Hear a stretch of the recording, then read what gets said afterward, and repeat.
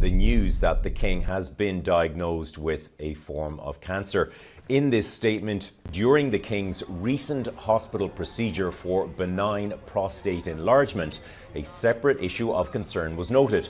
Subsequent diagnostic tests have identified a form of cancer. They told everyone that the King has been diagnosed with a type of cancer.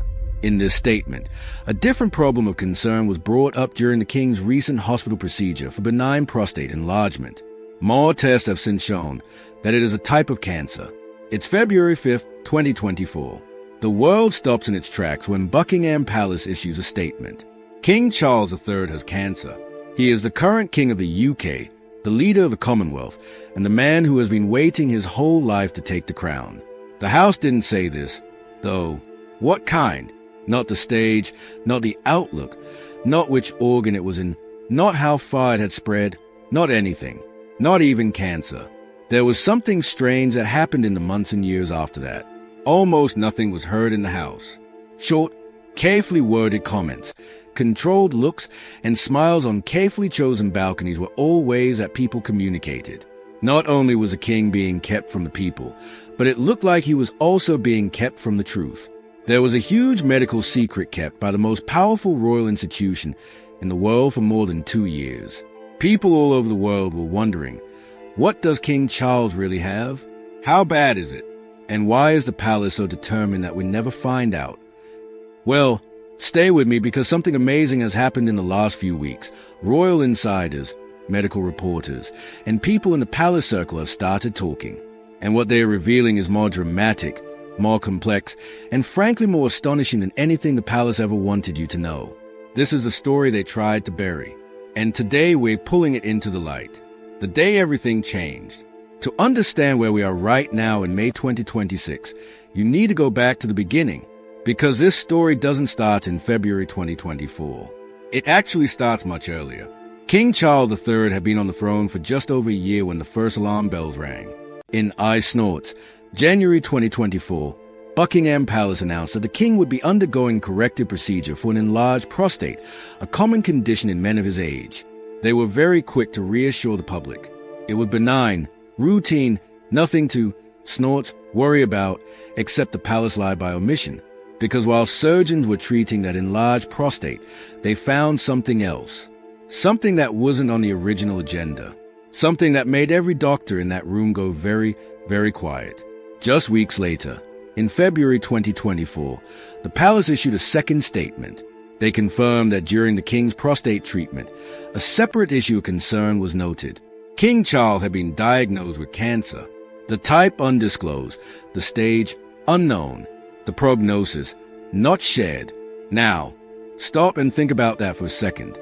We are talking about the head of state of the United Kingdom, a man whose health directly impacts succession to the throne, the stability of the monarchy, constitutional arrangements across 15 countries, and the emotional well-being of millions of people worldwide. And the best Buckingham Palace could offer was a separate issue of concern was noted. That phrase, a separate issue of concern, is bureaucratic language designed to say as little as possible while technically saying something. And it sent a chill through royal watchers, medical experts, and constitutional scholars alike. Because let's be honest, if this were nothing, they would have told us. The palace doesn't volunteer the word cancer casually. They only say the word when not saying it becomes more dangerous than saying it. So from day one, we knew this was serious. The question was, how serious? The wall of silence. After that initial February 2024 bombshell, Buckingham Palace constructed what can only be described as a wall of silence around the King's health. The strategy was deliberate, coordinated, and in many ways, brilliant. While they confirmed the diagnosis, they released no details about the cancer type. Prostate cancer was quickly ruled out. Yes, the very organ they had been treating. Palace officials made it clear this was a separate and different cancer entirely. But beyond that, nothing. Think about what that silence communicates to the world. If a cancer is caught early, is low grade and poses minimal risk, you say. So, you calm nerves. You reassure the public. The fact that the palace has never publicly named the cancer type, not once in over 2 years, tells its own story. Royal correspondents immediately began speculating. Could it be lymphoma, bladder cancer, a blood cancer? The location of the initial discovery during a urological procedure pointed toward the pelvic region or surrounding organs, but the palace gave nothing away. Meanwhile, the king himself stepped back from public duties. Royal engagements were cancelled or delegated. Prince William's schedule expanded noticeably, and royal watchers raised their eyebrows. Because in monarchical protocol, when the heir apparent suddenly starts doing the work of the reigning monarch, that is not a coincidence. Here's what I want you to ask yourself. Why would an institution as media-savvy and controlled as Buckingham Palace refuse to name the cancer? Because naming it would tell us too much. Naming it would unlock a cascade of very specific medical questions, survival rates, standard treatment protocols, typical timelines that the palace has no intention of answering. The anonymity of the diagnosis is not modesty. It is a firewall, and behind that firewall, the real story was unfolding. The insider breaks ranks. For most of 2024 and into 2025, the palace managed the narrative successfully. There were occasional guarded updates. The king was responding well. He was in good spirits. He was deeply grateful to his medical team, formulaic, controlled, saying everything and nothing at the same time. But here's where the story explodes. In October 2025, something shifted. Reports began circulating that the king was seriously unwell. Sources reportedly close to Buckingham Palace were quietly briefing that Prince William was being prepared to assume royal responsibilities. Official royal calendars began reflecting fewer appearances for Charles. The whisper network inside the monarchy was growing louder. And then came December 2025. King Charles appeared in a pre-recorded message for Channel 4's Stand Up to Cancer broadcast. And for the first time in almost 2 years, he actually spoke about his condition with real candor. He called his initial diagnosis overwhelming. He referenced the importance of early detection, and then he said something that the entire world latched onto immediately. Today I am able to share with you the good news that thanks to early diagnosis, effective intervention, and adherence to doctor's orders, my own schedule of cancer treatment can be reduced in the new year.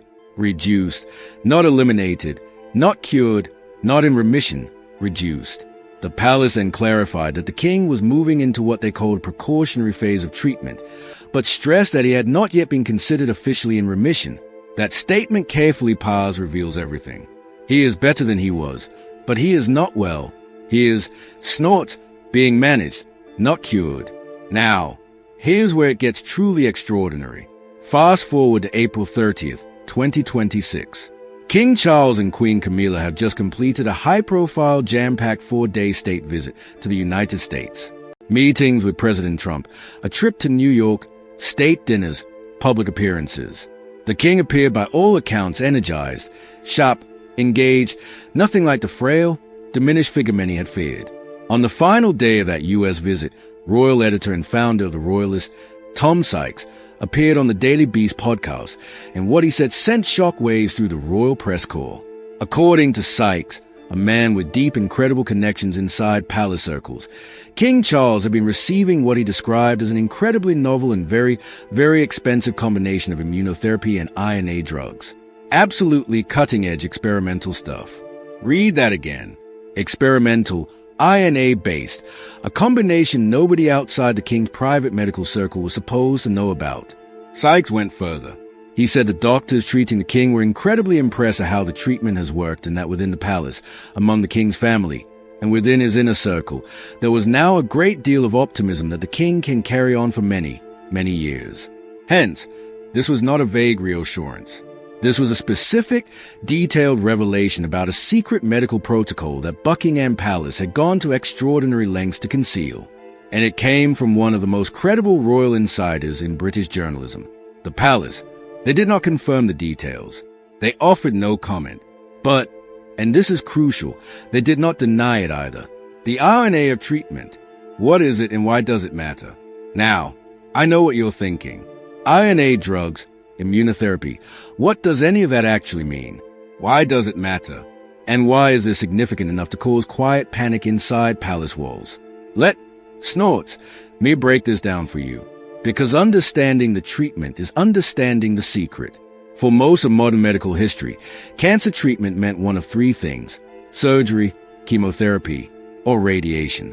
brutal body-wide approaches that attack cancer by essentially attacking everything, the tumor and the patient alike.